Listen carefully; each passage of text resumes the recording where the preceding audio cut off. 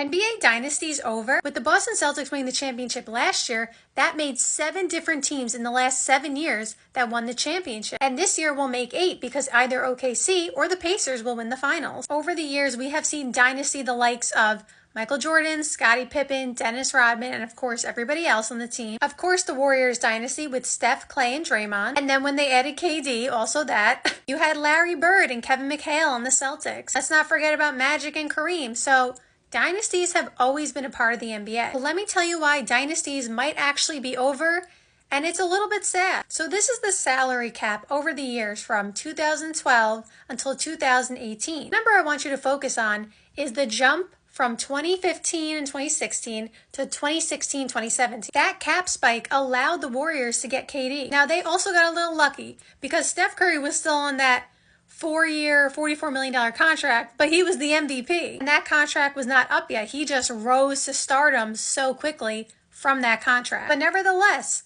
this cap spike was one of the big reasons that allowed the Warriors, along with smart contracts along the way, to get KD. So as you can see, that's a $24 million difference. That was the year that a lot of free agents got a huge contract, and then people went back and looked and called some of them bad contracts, but teams just had so much money they had to spend. So why is that significant? Well, obviously, this only helped the Warriors dynasty get even stronger and longer because they won 2 rings with KD back-to-back, and that team is one of the greatest teams we've ever seen. But it seems as though it wasn't as favored around the NBA because they put in these new rules, so stuff like that wouldn't happen again. So there's not going to be a giant spike anymore. So that's one difference.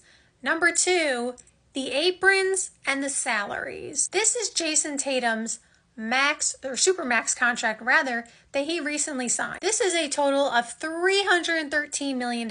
Shai Gilgeous-Alexander is now eligible for $380 million supermax extension. Going back to this graphic, you can see that Jason Tatum for the 25-26 season has 35% of the cap just in his salary alone. And now that's not to say that max contracts in the past didn't necessarily take up that percentage of salary, but it didn't have the aprons in play. See, the significance of OKC being in the finals is that their team is not one of the top paid teams in the NBA. Chet's on his rookie contract. Jalen Williams is still on his rookie deal, which he's going to get paid not next year, but the year after. He is due for an extension, which he will obviously get. But people are saying, oh, OKC is a dynasty in the making because they're so young and they have so much time. And while that part is true, is the financial restrictions going to stop them from doing that? Because Desmond Bane just got traded to the Orlando Magic. And I think the Grizzlies are kind of moving in a different direction. Like, I still think they're going to try to build around Ja and JJJ, at least for one more year to see how it plays out. But if the league didn't have these aprons and financial implications just for spending a certain amount of money, would Desmond Bane have been traded? I don't know. There's a chance that he would have, but there's also a chance that they wouldn't have because they also wanted to clear some money to pay Jaren Jackson Jr. and not necessarily have to go into the second apron. I don't know exactly where their money would have ended up, but to me, it probably would have been second apron, I think. So when you look at these teams and they're spending, the Phoenix Suns at $214 million, we know they're a second apron team.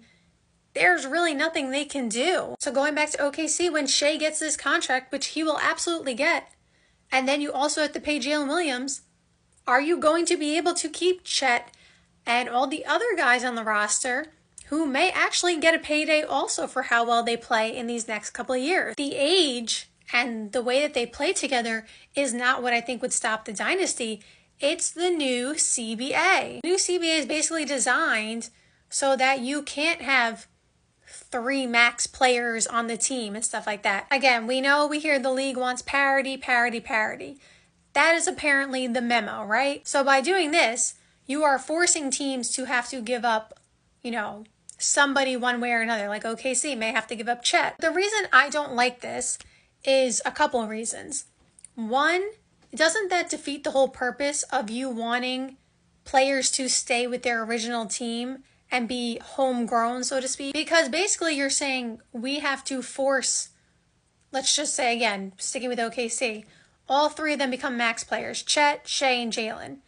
You're basically saying, even though they drafted them, even though we want teams to literally keep their core players, you're forcing one of them out, which again, in this scenario is Chet, because they can't possibly pay all of them whatever their max is and then still have a deep roster, because the second apron doesn't allow it. The financial implications, the limitations on mid-level exception abilities and stuff like that. You just can't do it. And so who wins? I also don't like it because I like to see super teams personally. That's my opinion. But even if you don't, again, it kind of defeats the purpose of wanting teams to keep their own players, because part of why this was put into place, in my opinion, outside looking in, is because of, what the Clippers were doing and a way overreaction to the Warriors. Like, I think people need to remember, yes, KD came, but KD was a free agent. He did not force his way there. He was a free agent. There was nothing wrong with what KD did from a, contract standpoint. Steph was drafted by the Warriors. Clay was drafted by the Warriors. Draymond was drafted by the Warriors. Like, everybody, not everybody on the roster, but all the core players were homegrown. Like, people just freaked out because obviously KD made them, unbeatable. But it's not like they were just trading and paying everybody. Like, I know that was some of the complaints, specifically with the Clippers, because, Paul George, Kawhi, they would just spend whatever, and every team couldn't, afford to spend whatever. And that's a whole nother conversation for a whole nother day. Like, I'm not blaming the Clippers either. I feel like the same thing that teams were, upset about, or the NBA was upset about, it's kind of like defeating its own purpose. Maybe they don't feel that way. That's fine. They don't have to agree with me. This is just my opinion. But I feel like the purpose of it, again, was to make teams be more homegrown and not just go out and trade and sign all these max players and stuff like that. But if teams can't even keep their own players, how do you expect them to not go out and trade for somebody or sign somebody in free agency for a cheaper deal, but they are a star on a down year? And so I say all that to say, I can't see dynasties happening right now because teams are literally being forced to pick and choose who they want to keep. And it's just going to be a battle of who has, the healthiest roster, which always is, the case. But if you have a lot more talent, you can even withstand some injuries sometimes. It's not a forever sentence, of course. The next CBA could be different. And I'm sure teams are looking into, how they can get around this and, some loopholes. I'm sure there are not many loopholes, but I'm sure somebody will find something eventually. But I like NBA Dynasties. I think it brings a different element to the NBA. I understand it's polarizing and everybody has a different opinion, and your opinion may be different than mine. I like dynasties. I think I said earlier, I like super teams. I like dynasties, which usually are super teams. They go hand in hand. I just like to see that. It's fun. Sure, I love and I enjoy seeing Shea, potentially getting his first ring too. I see both sides of the coin.